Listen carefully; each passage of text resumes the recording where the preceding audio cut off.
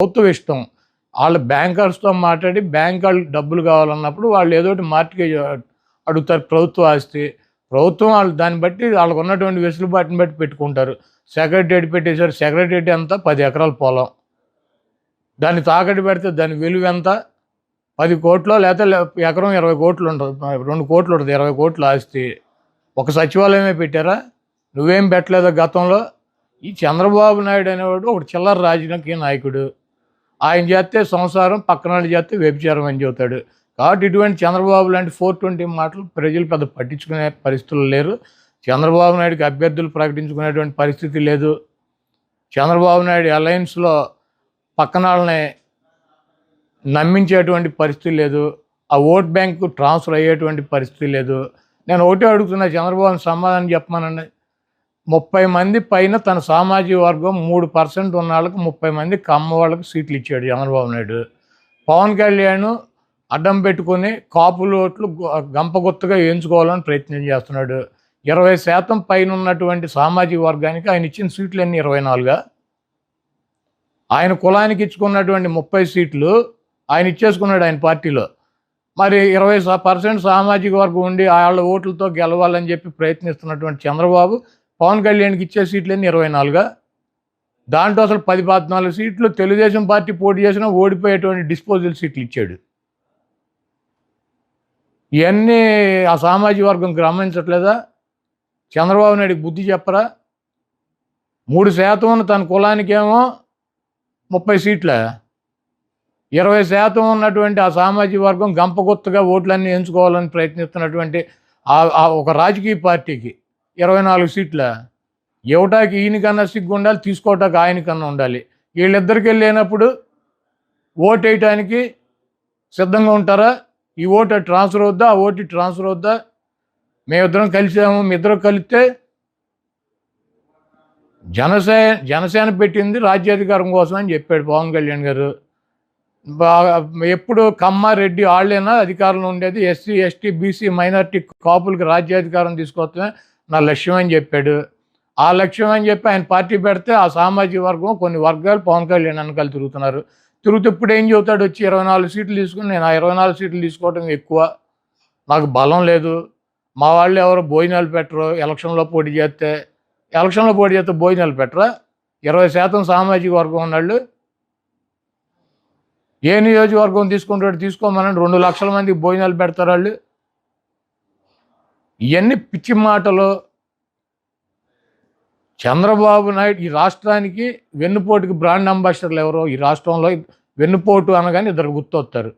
ఒకడు చంద్రబాబు నాయుడు, 2 నాదెండ్ల. పవన్ కళ్యాణ్కి అటు ఒకటి ఇటు ఒకటి ఎవడుంటాడు? ఈ పక్క ఏమో నాదెండ్ల మనోహర్ కూర్చుంటాడు, ఈ పక్కన చంద్రబాబు నాయుడు కూర్చుంటాడు. మనం సిద్ధం సభలో చూసాంగా, ఇద్దరు బ్రాండ్ అంబాసిడర్ల వెన్నుపోటుకి ఒకడేమో వెనకాలే తిరుగుతూ ఉంటాడు, ఇంకోడేమో ఎప్పుడు కావాలంటే అప్పుడు వెళ్ళి కలిసి వస్తూ ఉంటాడు. వీళ్ళిద్దరూ కలిసి పవన్ కళ్యాణ్ ఏం చేస్తారు? ఈ రాష్ట్ర ప్రజలకు తెలియదా? ఆయన పార్టీ కేడర్కి తెలియదా? ఆ సామాజిక వర్గానికి తెలియదా? ఈరోజు పవన్ కళ్యాణ్ని రక్షించుకోవాల్సినటువంటి అవసరం చంద్రబాబు దగ్గర నుంచి జన సైనికులకి, ఆయన పార్టీకి మద్దతు ఇచ్చేటువంటి ఓట్ బ్యాంక్కి వాళ్ళకు ఉంది. ఎందుకంటే ఎన్టీ రామారావు లాంటి మహానుభావుడిని వాళ్ళిద్దరూ వెన్నుపోటు పొడిచి అవతల పారేశారు. ఈ పవన్ కళ్యాణ్ ఎంత ఆయనతో పోల్చుకుంటే? అధికారంలో ఉండి ముఖ్యమంత్రి పీఠం మీద ఉన్నాడని కోల్దోసి పక్కన పడేశారు ఇద్దరు, నాదెండ్ల నారావారు. పవన్ కళ్యాణ్ ఎంత? 24 సీట్లు ఇచ్చి దాంట్లో 14 సీట్లు అసలు ఓడిపోయే సీట్లు ఇచ్చి చంద్రబాబు నాయుడు ముఖ్యమంత్రి అవ్వాలి, జనసేనకి సీట్లు రాకూడదు, ఆ ఓట్ బ్యాంక్తో ఈయన ఒక 100-150 సీట్లు సాధించాలని నేను ప్రయత్నం. ఇవన్నీ రాష్ట్ర ప్రజలు గమనించట్లేదా? నేను ఒకటే అడుగుతున్నా, నీ సామాజిక వర్గం 3% ఉంది, 30 సీట్లు ఇచ్చుకున్నావు. 20% ఉన్నటువంటి సామాజిక వర్గం ఆయన వచ్చి పార్టీ సపోర్ట్ చేస్తే ఆయనకి ఇచ్చిన సీట్లన్నీ 24. అవి కూడా అడిగిన చోట ఇచ్చావా? నీవు ఎట్టి బస్సులో నువ్వు కూడా గెలవలేని సీట్లు వాళ్ళకి ఇస్తావు. వెన్నుపోటుకి బ్రాండ్ అంబాసిడర్లు ఇద్దరూ కూడా పవన్ కళ్యాణ్ గారికి కుడి వెడమ ఆయన్ని పట్టుకొని ఆయనతో నడిపిస్తున్నారు. ఇది పూర్తిగా సీటుల్లో వెన్నుపోటు. రేపు ఎన్నికల్లో పవన్ కళ్యాణ్ గారిని ఏదో మేము జగన్మోహన్ రెడ్డి గారు ఓడిస్తాకి ప్రయత్నం చేస్తున్నాడని ఎల్లో మీడియా వస్తుంది. భీమవరంలో ఓడిస్తాకి, అక్కడక్కడ పిఠాపురంలో ఓడిస్తాకి మేమెట్టా ఓడిస్తాం? ఇప్పుడు భీమవరంలో 54,000 ఓట్లు టీడీపీకి వచ్చినాయి, 60,000 ఓట్లు పవన్ కళ్యాణ్ గారికి వచ్చినాయి, 70,000 మాకు వచ్చినాయి, మా 70 మాకు ఉంటాయి.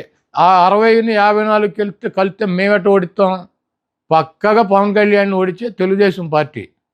పక్కలో బళ్ళెం ఎందుకు, షేర్ అడుగుతారు, వీళ్ళతో న్యూసెన్స్ అని చెప్పి చంద్రబాబు నాయుడుకి తెలదా? తెలుగుదేశం పార్టీ కేటర్కి తెలదా? తెలుగుదేశం పార్టీ వాళ్ళు ఓటేస్తారు పవన్ కళ్యాణ్ గారికి. పక్కా రాసి పెట్టుకోండి, పవన్ కళ్యాణ్ని ఓడించేది వైఎస్ఆర్సీపీ కాదు, తెలుగుదేశం పార్టీ శ్రేణులు, చంద్రబాబు నాయుడు, లోకేష్ ఆధ్వర్యంలో పవన్ కళ్యాణ్ని వాళ్ళే ఓడిస్తారు, వాళ్ళే అక్కడ వైసీపీకి ఓటు వేస్తారు. కాబట్టి మేము పవన్ కళ్యాణ్ని ఓడించాలనో, చంద్రబాబును ఓడించాలనో, లోకేష్ను ఓడించాలనో, లేకపోతే పలానా వ్యక్తిని ఓడించాలని చెప్పి వైఎస్ఆర్ కాంగ్రెస్ పార్టీకి టార్గెట్లు ఉండవు. 175 నియోజకవర్గాల్లో వైఎస్ఆర్ కాంగ్రెస్ పార్టీ అభ్యర్థులను గెలిపించుకోవటానికి మేము శక్తి వంచన లేకుండా మేము కృషి చేస్తాం, పని చేస్తాం.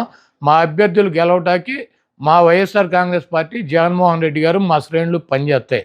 ఎవరిని ఓడించాలి, ఎవరికి వెన్నుపోటు పడవాలి, ఎవరిని నాశనం చేయాలి, ఎవరిని సంకనాకించాలి, ఈ కార్యక్రమం అంతా చంద్రబాబు, లోకేష్ చూసుకుంటారు.